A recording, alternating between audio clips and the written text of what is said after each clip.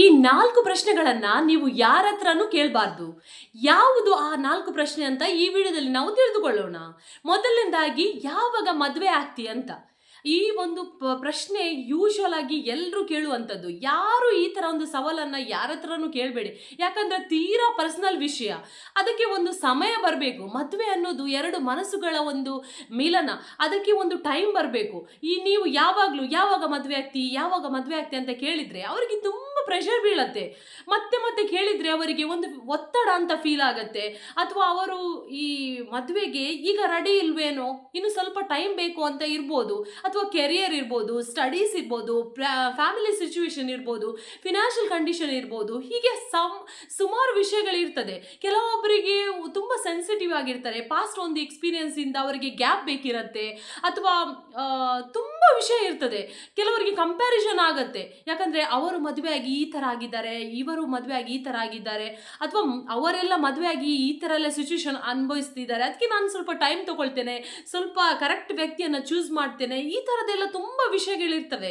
ನೀವು ಪದೇ ಪದೇ ಹೋಗಿ ಒಬ್ಬರನ್ನ ಮದುವೆ ಯಾಕೆ ಆಗುದಿಲ್ಲ, ಯಾವಾಗ ಆಗ್ತಿ, ಇದೆಲ್ಲ ಯಾಕೆ, ಇಂಥ ಪ್ರಶ್ನೆಯನ್ನ ನಾವು ಯಾರ ಹತ್ರನೂ ಕೇಳಲೇಬಾರ್ದು.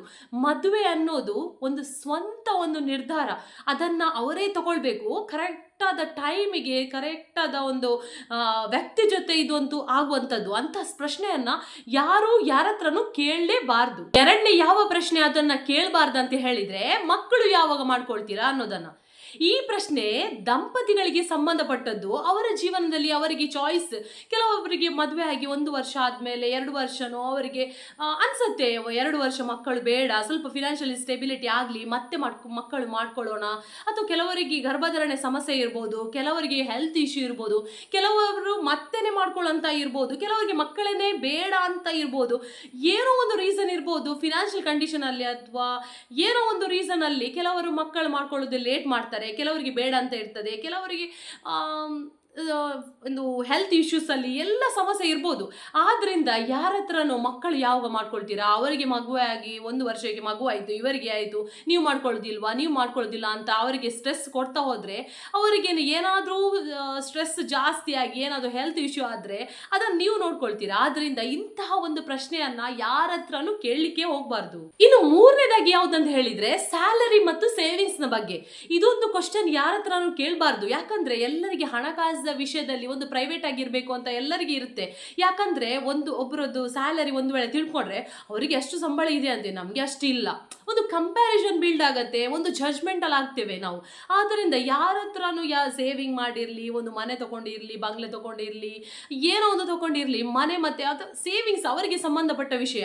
ಕೆಲವರಿಗೆ ರೆಸ್ಪಾನ್ಸಿಬಿಲಿಟಿ ಕಮ್ಮಿ ಇರುತ್ತೆ, ಸಂಬಳ ಇದ್ರೂ ಕೂಡ ಅವರಿಗೆ ಸೇವಿಂಗ್ಸ್ ಮಾಡ್ಲಿಕ್ಕೆ ಆಗ್ತದೆ.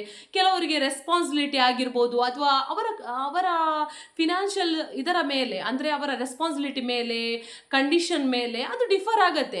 ಆದ್ರಿಂದ ಬೇರೆಯವರದ ಸಂಬಳ ಎಷ್ಟು, ಅವರು ಎಷ್ಟು ಸೇವೆ ಮಾಡಿದ್ದಾರೆ, ಅವನು ಏನು ಮಾಡ್ತಾರೆ, ಅದರ ಬಗ್ಗೆ ಕೇಳುವುದು ತುಂಬ ತಪ್ಪು. ಇನ್ನು 4ನೇದು ಮತ್ತು ಕೊನೆಯದಾಗಿ ಯಾವುದಂತ ಹೇಳಿದ್ರೆ, ಅಪಿಯರೆನ್ಸ್ ಮತ್ತೆ ಲುಕ್ಸ್ ನ ಬೇಸಿಸ್ ಮೇಲೆ ಯಾವುದೇ ಕ್ವಶನ್ ಮಾಡಬೇಡಿ. ಕೆಲವರಿಗೆ ಒಂದು ಇದೆ, ಅದೊಂದು ಕ್ವಶನ್ ಕೇಳಲೇಬೇಕು. ನೀವು ಯಾಕೆ ತೋರಾಗಿದ್ದೀರಿ, ನೀವು ಯಾಕೆ ಸಪುರಾಗಿದ್ದೀರಿ, ನಿನ್ನ ಸ್ಕಿನ್ ಯಾಕೆ ಆಗಿದೆ, ನಿನ್ನ ಮುಖದಲ್ಲಿ ಯಾಕೆ ಪಿಂಪಲ್ ಆಗಿದೆ, ಇದೆಲ್ಲ ಕೇಳುದು. ನೀವು ಒಂದು ಕ್ವಶನ್ ಮಾಡಿದ್ಮೇಲೆ ಅವರಿಗೆ ಎಷ್ಟು ಬೇಜಾರಾಗ್ತದೆ ನಿಮ್ಗೆ ಗೊತ್ತುಂಟಾ?